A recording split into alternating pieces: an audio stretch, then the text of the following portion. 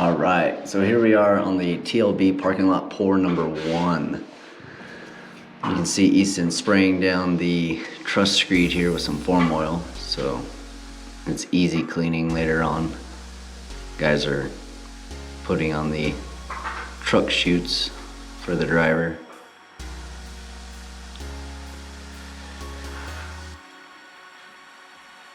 That's what it froze.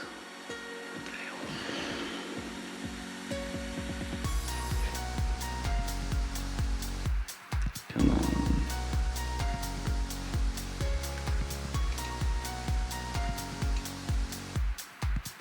All right.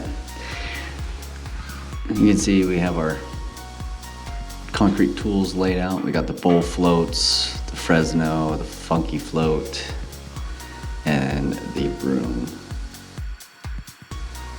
The weather is on our side today. It's nice and overcast, so it makes pouring concrete nice and easy. It's a lot less of a struggle than when you have 90-degree weather. Everybody's got their jackets on up until we start having to rake. Then those quickly shed off.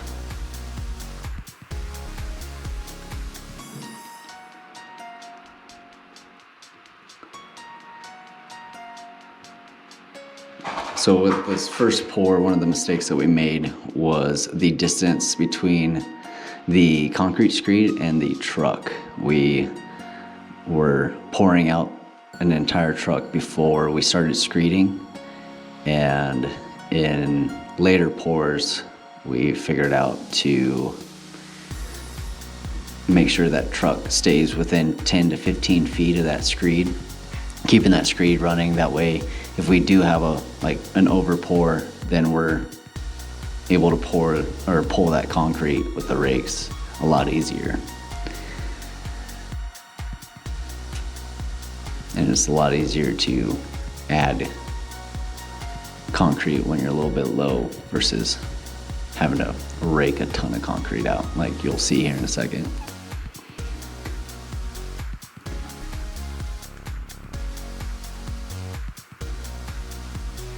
And the hose strung out there.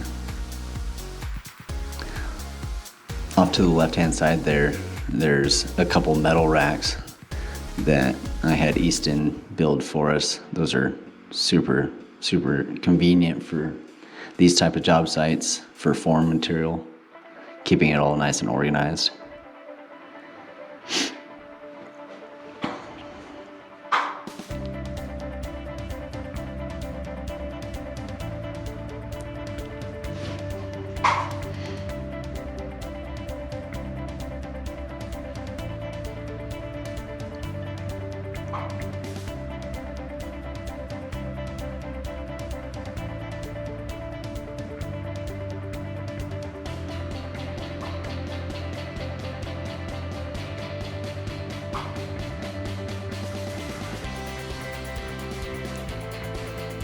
All right, let's speed things up a little bit.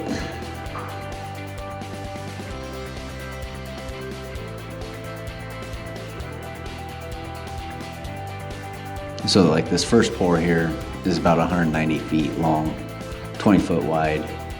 Later ones, because of the shape of the lot, we end up getting like 230, 240 foot long. Second truck's already showing up here. Get them undone and spinning up. Make sure we have the right slump on that truck.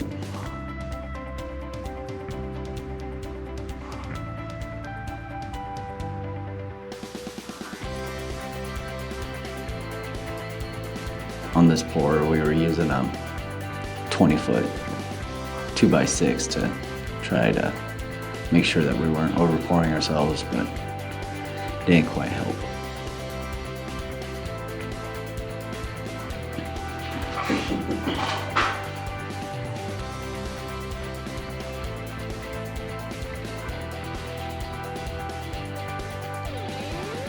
So this is actually our first time using a truss screed. First time I've ever used a truss screed.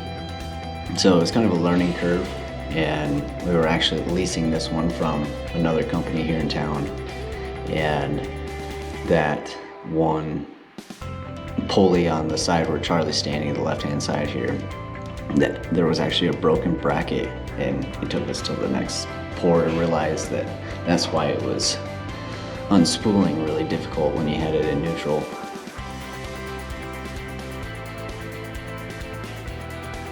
You can see us start really raking. Charlie goes and grabs the skid steer.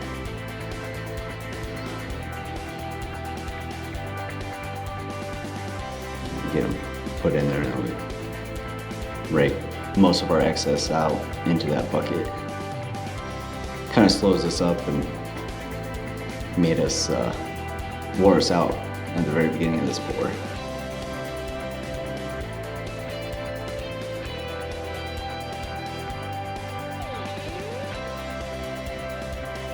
It was a lot of work, actually.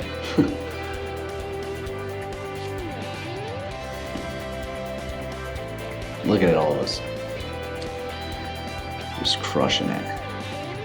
Would have been a lot easier had we stopped pouring trucks way in front of us. Would have been way faster. And like I said, luckily it's an overcast day. It's a nice day for concrete, so.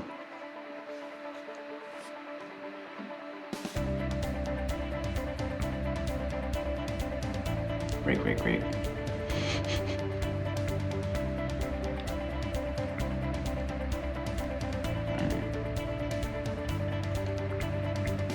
Lots of raking. You can see me taking rakefuls of concrete and putting it on that left side there. The issue with this pour was the slope of the pad is actually from left to right as we're looking at it here. So that concrete screed keeps wanting to fall off to the right, and edge work wise, you're gonna have to add concrete to that upper hillside and then scrape off some on the lower side. This is actually Charlie's first time running a bull float.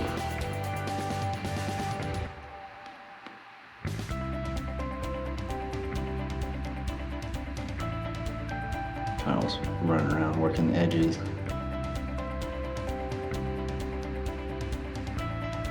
Must have been a couple holes right there at the very beginning. You can see me throwing concrete out. And again, you can see how far that concrete truck is from the screed. You learn real quick not to do that.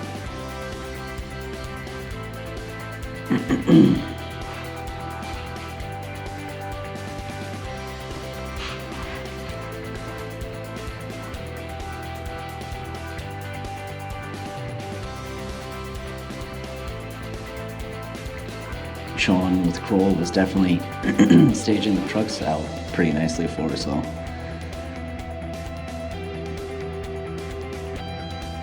It's nice working with them here in Gillette.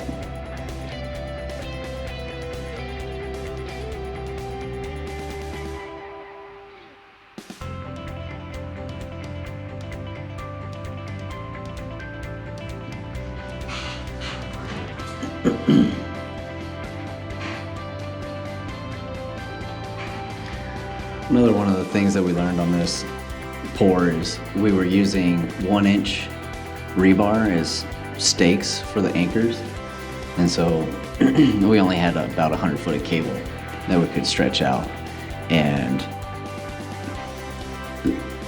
of course the concrete pad is almost 200 foot long, so in the middle we ended up having to move those stakes twice to make it work. And after this pour, we started using the other skid steer and the telehandler as anchors, stretching out chains that we use for straightening our buildings. And that made it go a lot easier, and then we weren't having to pound in 1-inch rebar all the time. We actually had one of those pull loose, and it was in the ground about 4 foot. But we were also kind of over pouring on this pad, so those cables were really working. You can see Charlie on the bowl float there. One of the tips I would suggest, especially to new guys, is kind of his lead of attack going off of the forms there is a little too aggressive, and you're gonna pull concrete away from the edge, and you're gonna cause more edge work for the other guys cutting that in. So start out short, and then you can get more aggressive as you're going along. And then when you get to the other side, start leveling out again.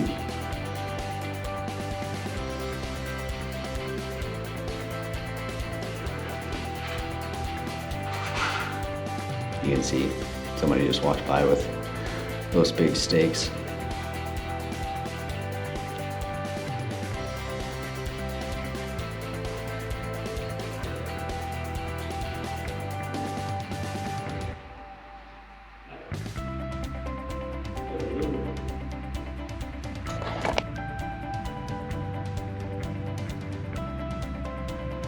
It's really pretty how those clouds are coming over. And as you can see, right in front of the camera here, we got the laydown of the light poles, and we straightened up the first pour, and then later on we came in and formed up this little pie shape area and poured that separate.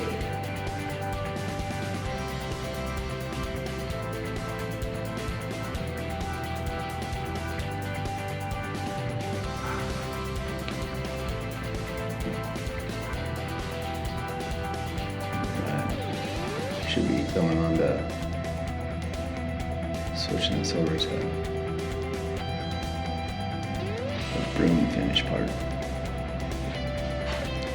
Using a little water for lubrication for the bowl float. Helps prevent it from pulling too bad. You can see we must have been a little bit low with the concrete there, so backed up the concrete truck again and added a little bit. Spreading some more concrete along that upper edge.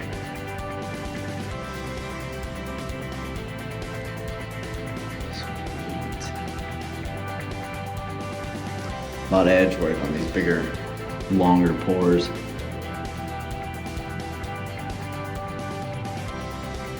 We went 20 foot wide, that way we could easily pack the concrete trucks up and tailgate it.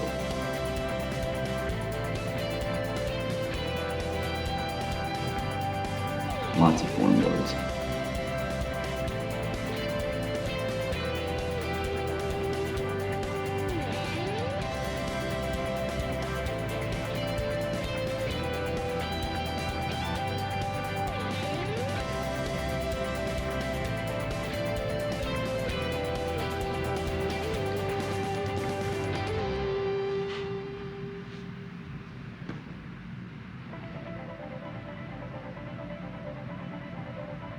Learn me doing a little edge work, Kyle doing edge work. Just about to the back end of that pour.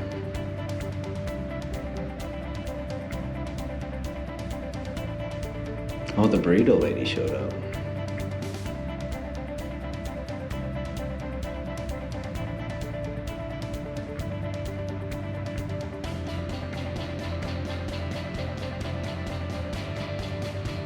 Kind of an inopportune time for them to show up. Wade from Platinum's wandering around watching us.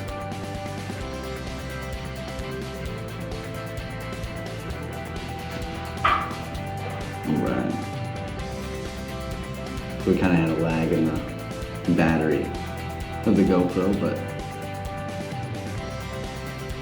got some Fresno going on. You can already see some broom marks.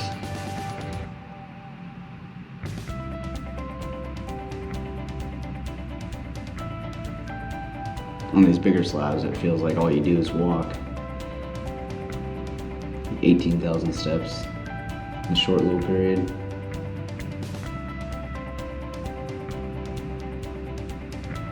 Back dragging the broom.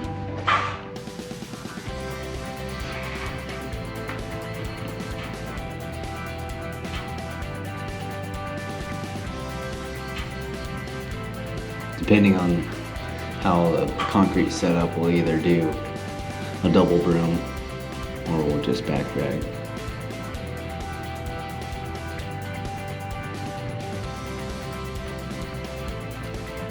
When it's wetter, you want to back drag it.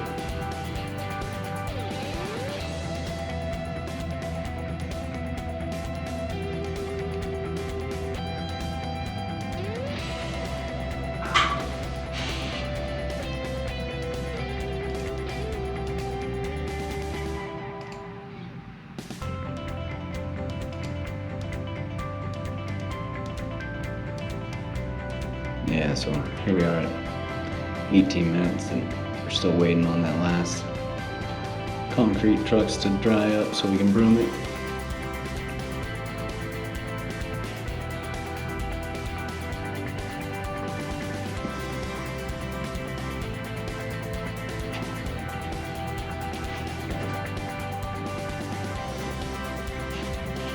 All right.